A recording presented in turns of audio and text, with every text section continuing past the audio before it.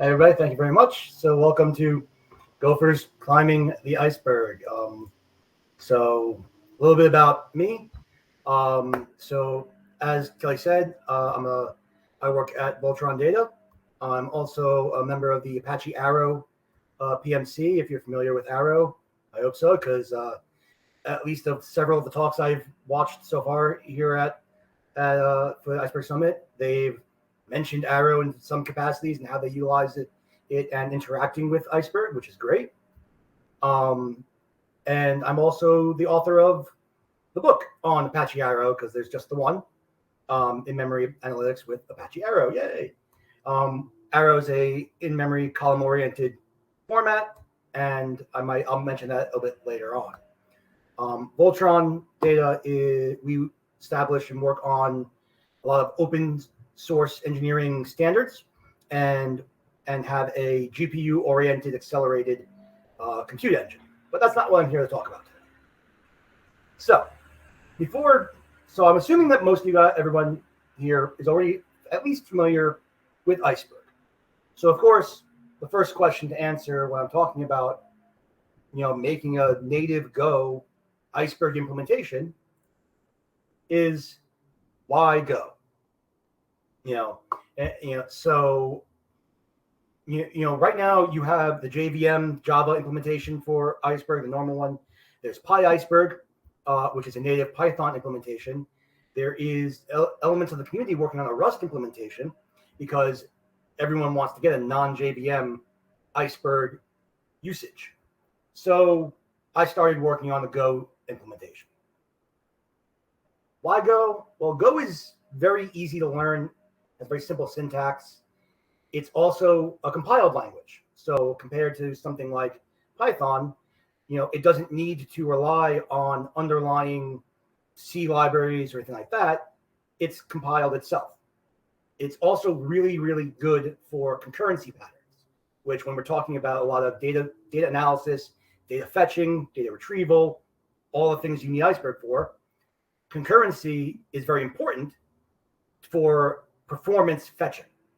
When you're using the different metadata from Iceberg to determine which files should I read from, which files do I use, being able to do that in a parallel fashion and utilize all the multiple cores that exist on your machine is great. Go is also kind of the unofficial language of the cloud. When you're dealing with a lot of cloud deployments, AWS, GCP, Go is commonly utilized because you can create those static binaries for easy distribution and memory usage that is very, very nominal. It's not, obviously, if you need absolute that eke that last 5% of performance out, yeah, you might reach for C++ or Rust at the expense of potentially longer development time. But for 95% of use cases, Go is super fast and going to be more than fast enough for what you need. And therefore, having a native Iceberg implementation makes a lot of sense.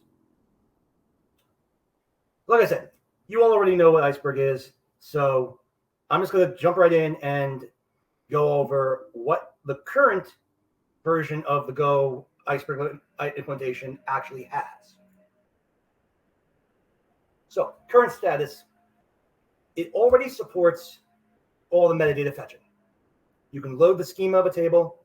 You can load the list of snapshots and all the manifests for a given snapshot. You can retrieve the list of deleted files. You can retrieve, all of the metadata you need is available and able to be used right now in the Go Iceberg library. It also already supports both the Glue and REST APIs.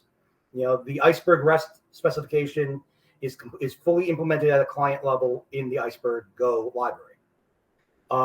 It'll work for data on either your local file system or on S3, and even provides a CLI very much similar to the PyIceberg CLI for actually interacting with the metadata, which I'm going to demonstrate for you shortly.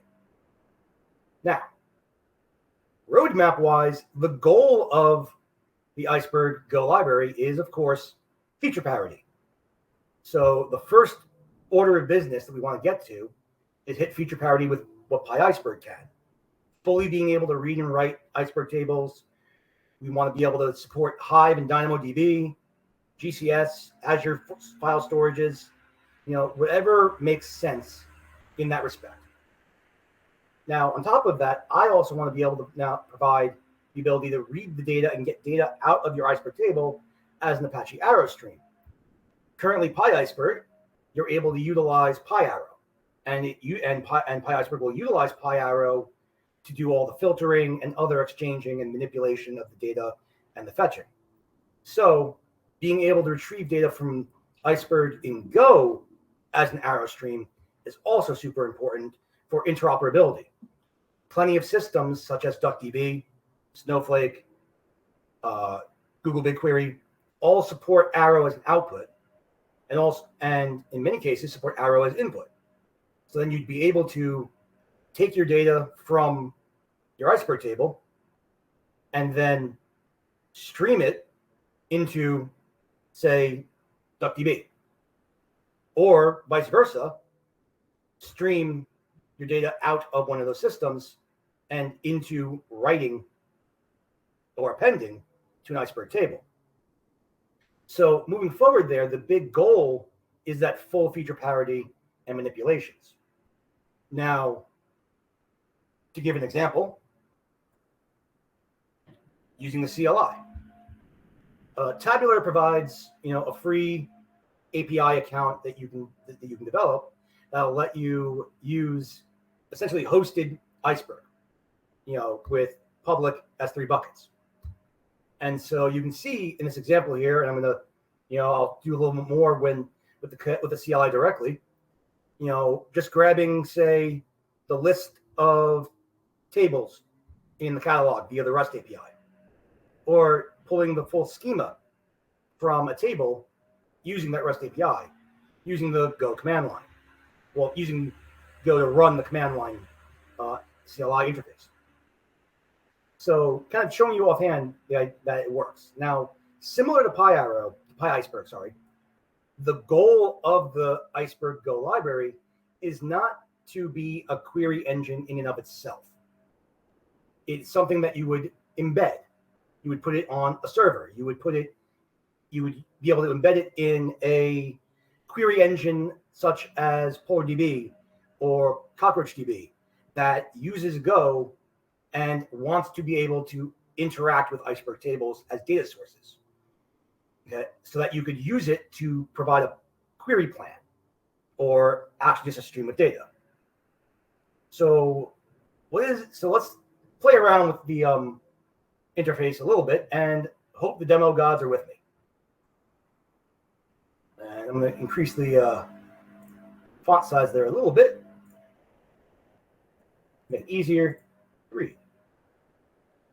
And so, right off the bat there, I'll run the same command and show pulling that schema and pulling the schema from there, so we can see it works in a live way. But if we just run it as is, you can see all the things that it allows. You can see that you can list based on the names. You can do a describe. So let's describe the same table. So instead of getting a schema, describe it. You can see we have table format version for Iceberg format.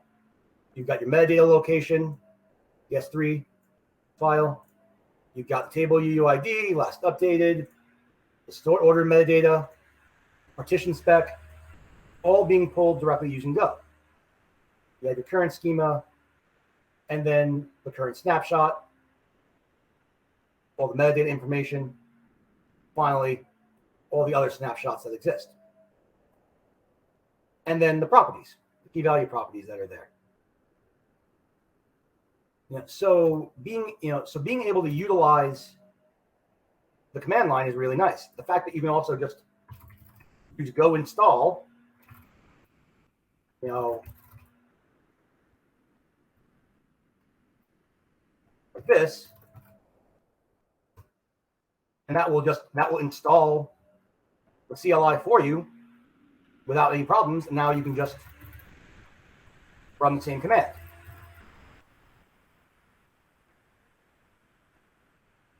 Which makes it really, really easy and useful and simple to be able to, play around with, parse, and even manipulate. You can see that the rename and the drop your Iceberg tables interacting with the REST API. Now, if we move over a little bit, what does the actual Go code look like? So here's a very simple example. We have our prefix on our local file system, where I just wrote it out into the local directory. We can provide the location of the metadata file, telling it to use the local file system at localfs, and print the schema out, and there you go.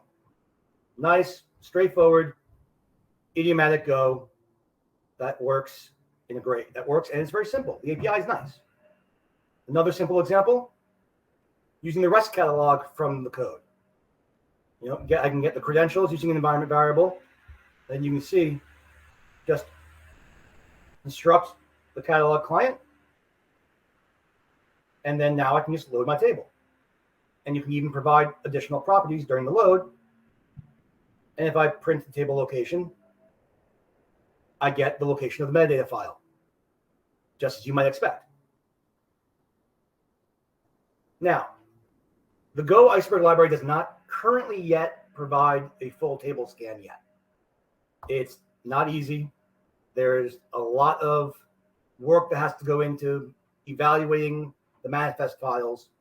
And for the time being, what you can do is you can get the list of files, and then you can read the files directly yourself. In the meantime, it's obviously not great for production yet, but it proves the concept. It proves that it works. Now, of course, the important part here is right now there's about 2 people contributing to it. And so the other reason why I wanted to give this talk is wanting to, ask for help. I want, the community to be involved. I want more community involvement from the Go areas, because Go, as it stands right now, isn't as proliferated as, say, Python when it comes to data science. And getting something like a native Iceberg library in with Go can really contribute towards making Go more useful in its data engineering and data science area of engineering. And so, aside from the normal, all the benefits of contributing to open source and, possibly sponsoring things, it's also just a great way to really get your hands and understand how Iceberg works at its internal levels. The immediate next steps that are being worked on, currently working towards scan planning. There's currently a PR that I put up there for instantiating literals and moving towards handling the manifest evaluation and expression handling.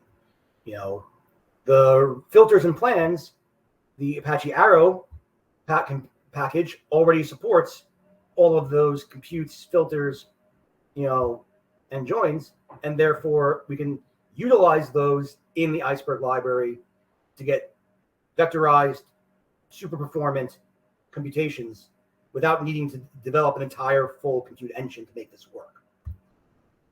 The other things we need to do is work towards more support. We need people to contribute Hive support, DynamoDB, SQL style catalogs. PyIceberg allows you to use, say, SQLite for your catalog.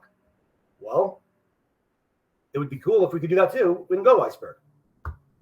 There's also needs more work in the CI integration testing.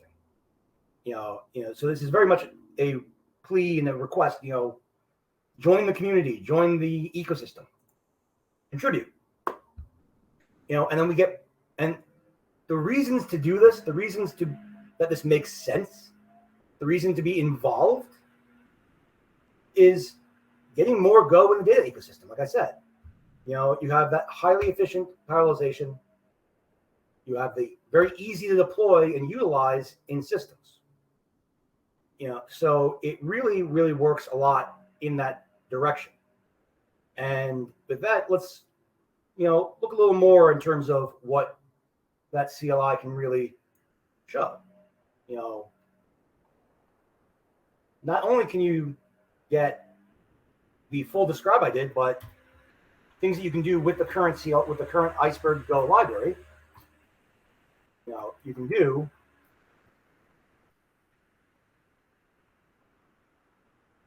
just get, say, the list of files. There you go.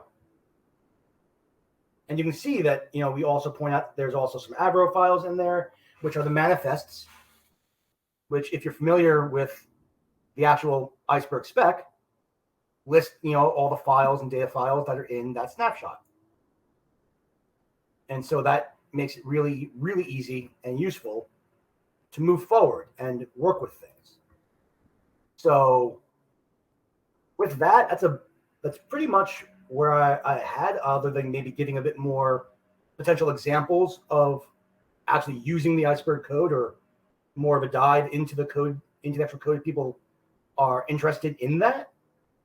But a lot of this is really wanting to kind of whet that appetite and point out that enormous desire for a non-JVM Iceberg implementation. Iceberg is fitting that right now,